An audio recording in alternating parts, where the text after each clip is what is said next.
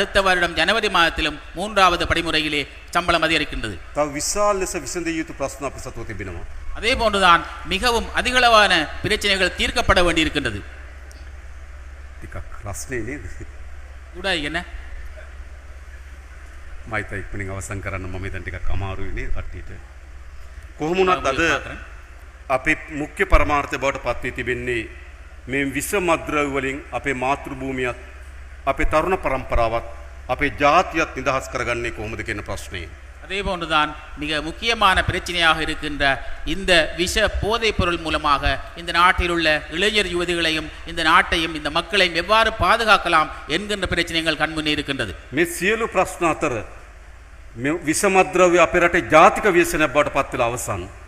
இந்த சகல பிரச்சனைகளை நாங்கள் எடுத்து பார்க்கின்ற பொழுதோ இந்த விஷ போதைப் பொருளானது போதைப் பொருள் பாவனை மூலமாக அது ஒரு தேசிய பிரச்சனையாக உருவெடுத்திருக்கின்றது. ඒක පසකින් අපේ තරුණ පරම්පරාව ගිල ගන්නවා. அதிலே நாங்கள் பார்க்கின்ற பொழுதோ எங்களுடைய இளைஞர் பரம்பரையானது இது மூலமாக பாதிக்கப்படுகின்றது. ඒක ප්‍රතිඵලයක් ලෙස දෙමව්පිය විශාල වේදනාවට ලක් වෙනවා. இதன் பிரதிபலனமாக அவர்களுடைய பெற்றோர்கள் அவர்கள் மிகவும் துக்கத்தை அனுபவிக்கின்றார்கள். මද්ද්‍රව්‍ය වලට ඇබ්බැහි වුණු තරුණ කණ්ඩායමක් ගමේ සිටීම ගමේ අය බියටපත් කරනවා. அதே போன்றுதான் இந்த போதைப் பொருளுக்கு அடிமையான அந்த இளைஞர் குழு அந்த கிராமத்தை பயமுறுத்துகின்றது. නීතියක් විනයක් ශිෂ්ටභාවයක් නැති තරුණ පරම්පරාවක් ගොඩනගමින් තිබෙනවා. ஒழுக்கம் எந்த விதமான ஒழுக்கமும் இல்லாத ஒரு தருண இளைஞர் பரம்பரை இதன் மூலமாக ஏற்படுகின்றது. මේ ව්‍යසනයේ මොනතරම්ද කියන එක දිනපතා අපිට වාර්තා වෙන ප්‍රවෘත්ති වලින් පෙන්눔 කරනවා. இதன் தாக்கம் எவ்வாறு என்றால் உங்களுக்கு நாளாந்தம் கிடைக்கின்ற செய்திகள் மூலமாக உங்களுக்கு அறிந்து கொள்ளக்கூடியதாக இருக்கும். පෞගේදා රාගම ප්‍රදේශ විශාල දුම්රිය පීලිපැනීම සිද්ධ වුණා. அண்மையிலே ஒரு மிகவும் பயங்கரமான ஒரு புயர்த தண்டவாளத்திலே நடம்புறதை நீங்கள் அறிந்திருப்பீர்கள். විශාල පිරිසක් තුවාල ලැබුවා.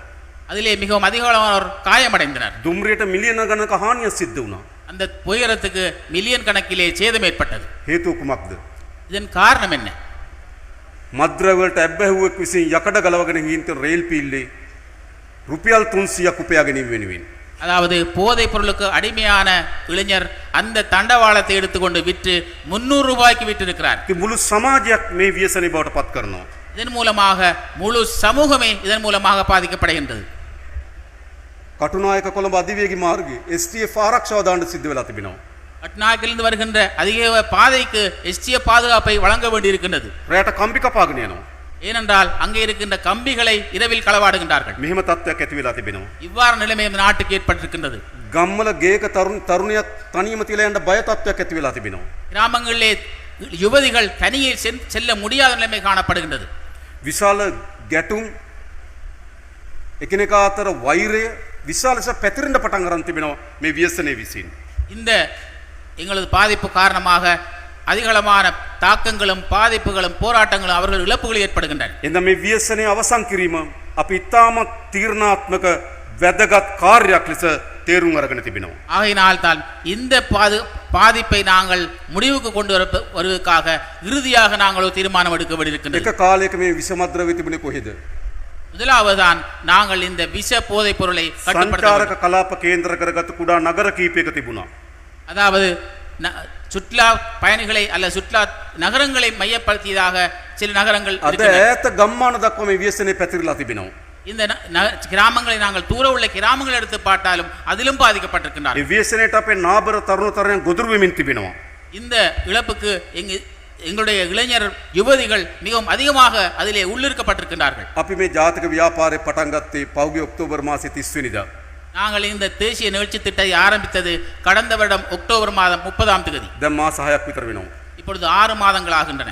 මේ මාස 6 ඇතුළත இந்த 6 மாதங்களுக்குள்ளே අවුරුදු 21කට වඩා අඩු පිරිමි දරුවන් 5122ක් අත්අඩංගුවට අරන් තිබෙනවා. 21 வயதுக்கு குறைந்த இளைஞர்கள் 5122 பேர் கைது செய்யப்பட்டிருக்கின்றார்கள். අපේ දරුවෝ නෙවෙයිද? எங்களது பிள்ளைகள் தானே. ගැහැණු දරුවන් 128 දෙනෙක් අත්අඩංගුවට පත් වී තිබෙනවා. பெண் பிள்ளைகள் 128 பேர் கைது செய்யப்பட்டிருக்கின்றார்கள். අපේ ත්‍රිවිධ හමුදාව පොලිසිය ඉතාමත් ගෞරවනීය සේවයක් ඉටු කරනවා. எங்களுடைய ராணுவம் போலீசாரும் மிகவும் கௌரவமான சேவையை செய்கின்றார்கள். ඒත් එම නිලධාරීන් කීප දෙනෙකුද අත්අඩංගුවට අරන් තිබෙනවා. அவ்வாறு இருந்தாலும் அதில் இருக்கின்ற சில உத்தியோகத்தர்களும் கைது செய்யப்பட்டிருக்கின்றார்கள். මද්ද්‍රව්‍ය හේතු කොටගෙන. ஏனென்றால் போதைப் பொருள் රාජ්‍ය தொடர்பாக නිලධාරීන් විශාල ප්‍රමාණයක් අත්අඩංගුවට අරන් තිබෙනවා.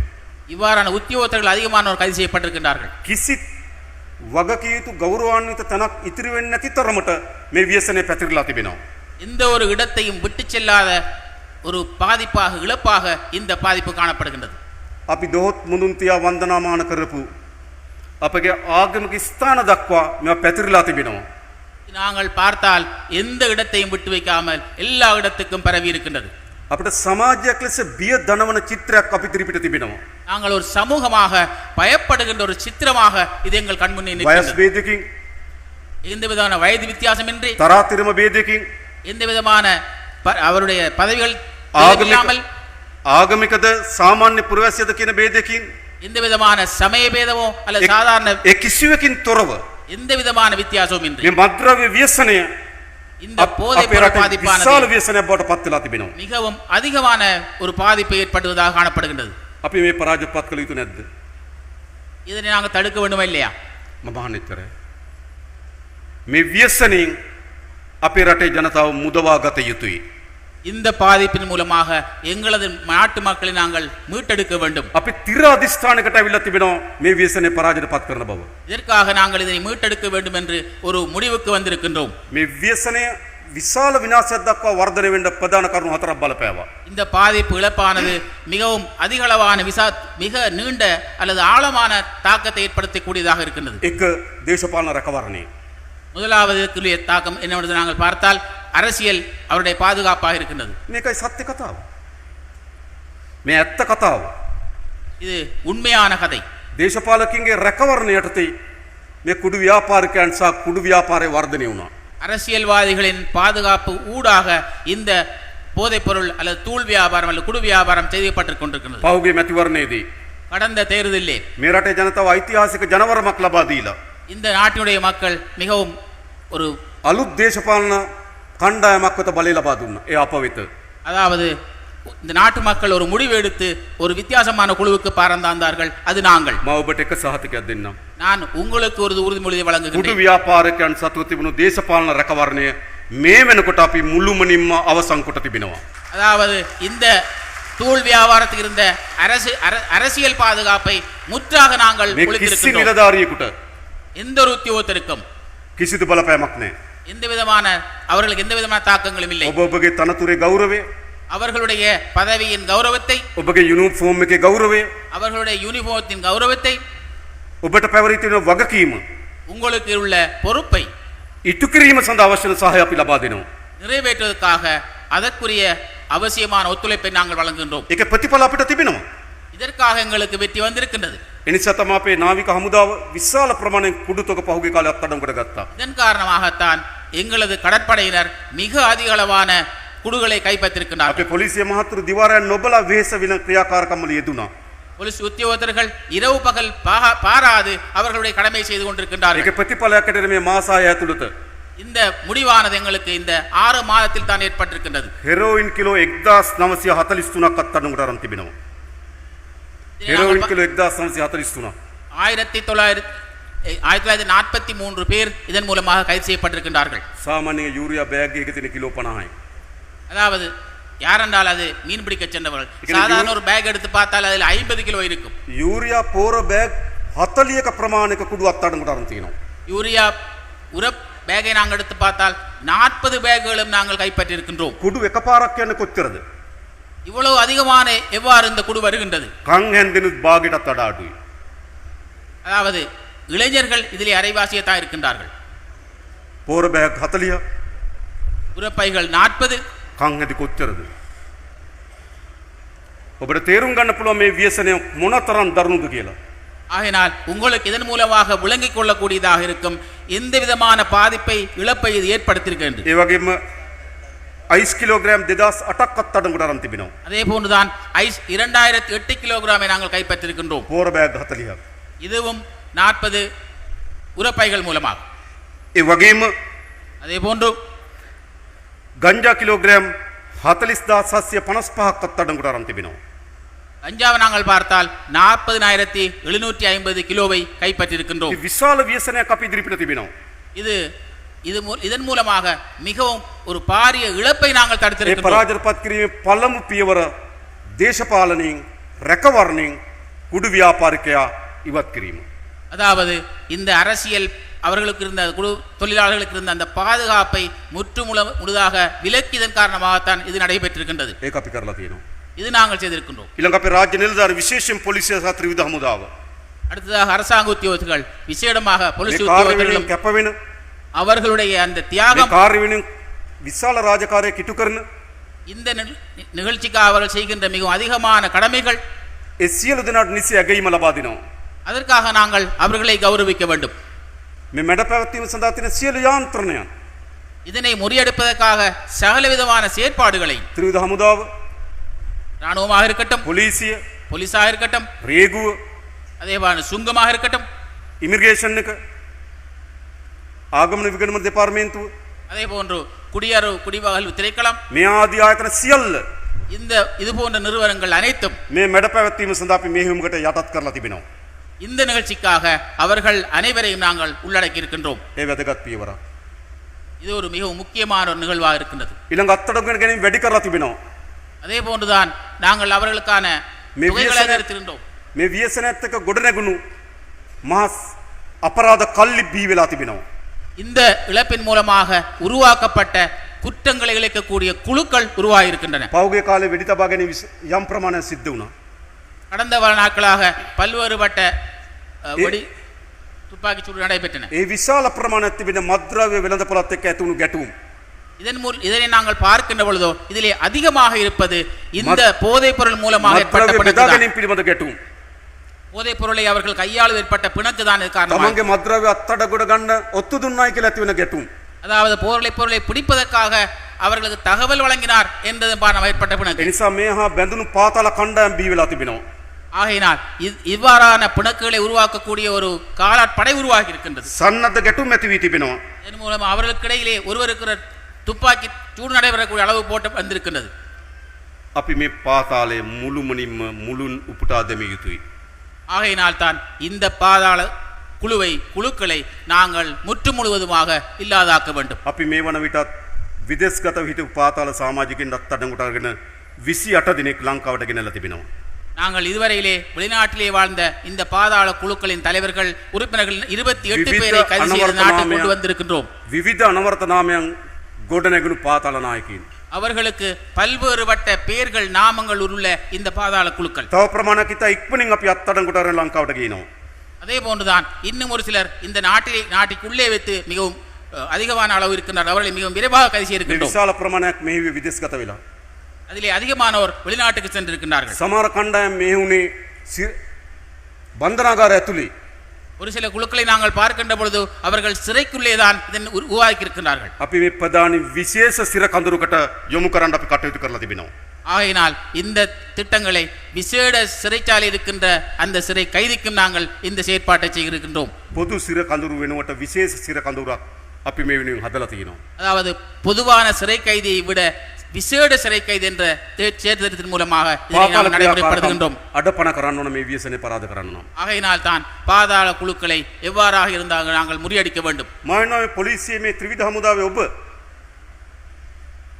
සියලු දෙනාම නිලයන් තිබෙන ඒ හා බැඳුණු වගකීම් තිබෙන අනපනත් වලින් කාර්යභාරයන් පවරා තිබෙන ඔබ ஆகையினால் இதற்காக போலீஸாக இராணுவமாக இருக்கட்டும் உங்களுக்கு இதன் மூலமாக இருக்கப்பட்டுகின்ற கடமைகள் அதே போன்று விசேடமான நிகழ்வுகள் அதன் காரணமாக நீங்கள் මේ විවිධ අනවර්ත නාම වලින් ගොඩනැගිලා තියෙන පාතාලයේ මැඩ පවත්වන්න බැරිද? ஆகையினால் இதன் மூலமாக உங்களுக்கு இந்த பாதாள குழுக்களை இல்லாதொழிக்க முடியாதா? මොකද්ද ඔබගේ යුනිෆෝම් එකේ ඇති වගකීම? ஆகையினால் உங்களுடைய யூனிஃபார்முக்கு இருக்கின்ற சீருடைக்கு இருக்கின்ற பொறுப்பு என்ன? මම ඔබට ආරාධනා කරා මැඩ පවත්වන්න එන්න. ஆகையினால் உங்களுக்கு நான் அழைப்பு விடுக்கின்றேன் இதனை இல்லாதொழியுங்கள் என்று. මේ මාස 6 ඇතුළත இந்த 6 மாதங்களுக்குள்ளே T56 ගිනියවි 83ක් අත්අඩංගුවට අරන් තිබෙනවා. T56 துப்பாக்கிகள் 83 கைப்பற்றப்பட்டிருக்கின்றன. පිස්තෝල 118ක් අත්අඩංගුවට අරන් තිබෙනවා.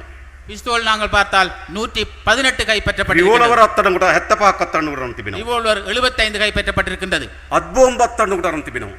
கைக்குண்டுகள் கைப்பற்றப்பட்டிருக்கின்றன. පාතාලයේ සතු තිබෙන අවි ආයුධ අත්අඩංගුවට ගනිමින් තිබෙනවා. பாதாள குழுக்களின் கைகளிலே இருந்த பல்வேறுபட்ட ஆயுதங்கள் கைப்பற்றப்பட்டிருக்கின்றன. ඒ මර්ධනය කළ යුතුයි. මේ කුඩු ව්‍යාපාරය මර්ධනය කරන්න. இது இந்த இடத்திலே நிறுத்தப்படக்கூடாது. ඊළඟ හැම කෙනාටම නීතියේ විධානය ආධිපත්‍ය තහවුරු කළ යුතුයි. ஆகினால் எல்லோருக்கும் சட்டமும் ஒழுங்கும் எல்லோருக்கும் சமனாக இருக்க வேண்டும், அதை நிலைநிறுத்த வேண்டும். මගේ සිට ප්‍රාදේශ සභා මන්ත්‍රීවරයා දක්වාද என்னிலே தொடங்கி பிரதேச சபை உறுப்பினர் வரை, ජනාධිපති ලේකම්ගේ සිට ග්‍රාම නිලධාරියා දක්වාද ஜனாதிபதி செயலாளர் தொடக்கம் கிராம உத்தியோகத்தர் வரை, නගරේ සිට ගම දක්වාද ඉන්න සෑම කෙනෙක්ම நகரத்திலிருந்து கிராமத்தில் உள்ள அனைவரும் නීතිය ඉදිරියේ සර්ව සාධාරණයි. சட்டத்தின் முன்னிலே அனைவரும் சமன். අපි රටක් හදන්න ඕන කිසිවෙක් නීතියට උඩින් නොසිටින රටක්. ஆகையினால் தான் ஒரு நாட்டை நாங்கள் உருவாக்குவதாக இருந்தால் சமரட்ட இந்த ஏமரட்டவால். நீதிக்கு சட்டத்துக்கு முன்னர் மேலால் யாரும் இருக்க முடியாது. සමහර අයට එහෙම රටවල් දරා ගන්න බෑ. ஒரு சிலருக்கு அவ்வாறான நிலைமை இருந்தது. එහෙම රටක ජීවත් වෙලා පුරුද්දක් නැහැ. அவ்வாறான நாட்டுக்கு எங்களுக்கு வாழ்ந்து பழக்கம் இல்லை. සමහර අය හිතනවා තමන් නීතියට වඩා උඩින් ඉන්නවා කියලා. ஒரு சிலர் நினைக்கின்றார்கள் நாங்கள் சட்டத்துக்கு மேலாக இருக்கிறோம் என்று. එමෙ හිතපු යුගයක් තිබුණා. அவ்வாறு இருந்த ஒரு யுகம் ஒன்று இருந்தது. අපි ඒ යුගය අවසන් කරමින් තිබෙනවා. நாங்கள் அந்த யுகத்தை முடிவுக்கு கொண்டு வந்திருக்கின்றோம். තමන්ගේ අතීතයේ බලය කුමක්ද? எங்களுக்கு வழங்கப்பட்ட அதிகாரம் என்ன? තමන් අතීතයේ මොනතරම් වරදාන වරප්‍රසාද භුක්ති විඳද? அவர்கள் முன்னைய காலங்களிலே எவ்வாறான விடயங்களை அனுபவித்தார்கள்? තමන්ගේ පවුල් පසිබ මොකක්ද? தங்களுடைய குடும்ப பின்னணி என்ன? ඒ කිසිවක් නීතියට අදාළ නැහැ.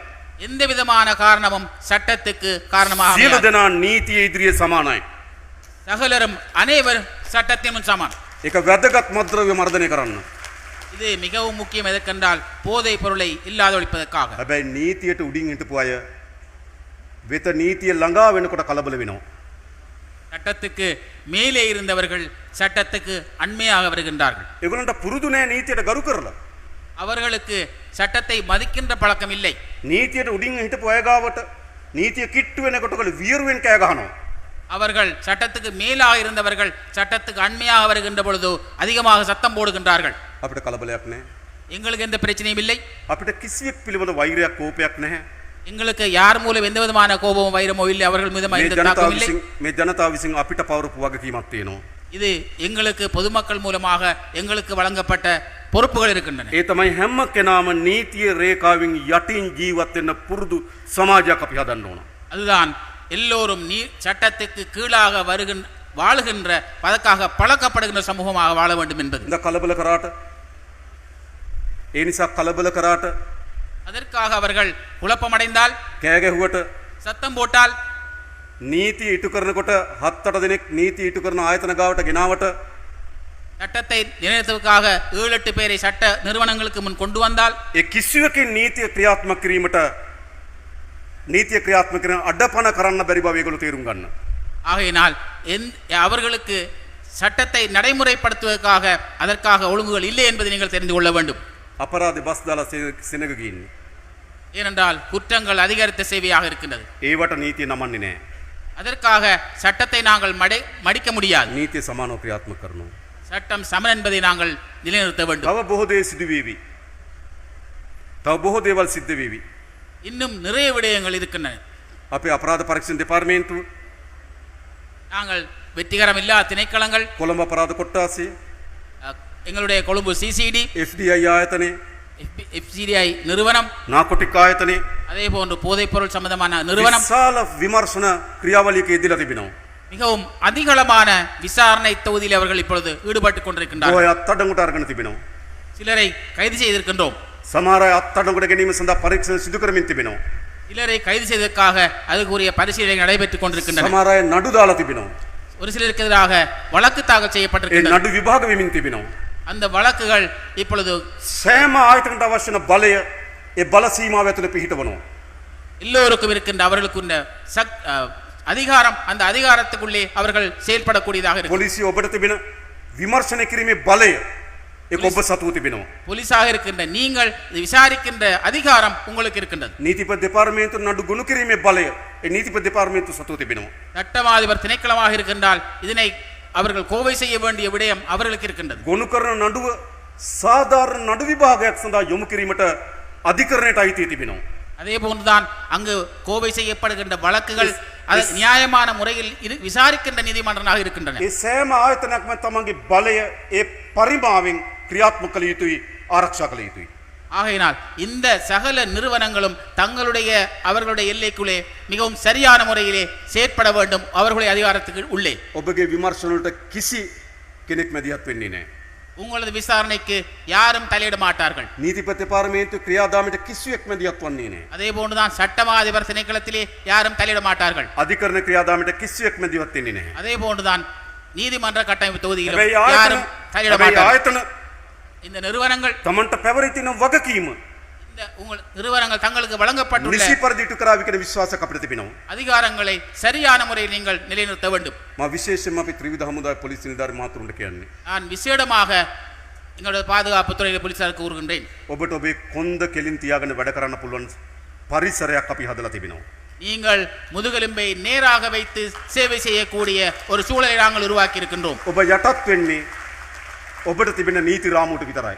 நீங்கள் உங்களுக்கு மேல் இருக்கின்ற சட்டத்துக்கு மாத்திரம்தான் கீழ்ப்படிய வேண்டும். අපි හැමදෙනාම දන්නවා අපි කෙනෙකුට පැවරී තිබෙන කාර්යභාරයන්. எங்களுக்கு அனைவருக்கும் தெரியும் எங்களுக்கு என்ன விதமான விடயங்கள் இருக்கின்றன என்று මා எல்லோருக்கும் දන්නවා தெரியும். ජනාධිපතිවරයා ලෙස මට පැවරී තිබෙන වගකීම සහ මට සෙල්ලම් කරන්න තියෙන කොටුවේ ප්‍රමාණය මා දන්නවා. நான் ஜனாதிபதி என்ற வகையிலே எனக்குள்ள அதிகாரம்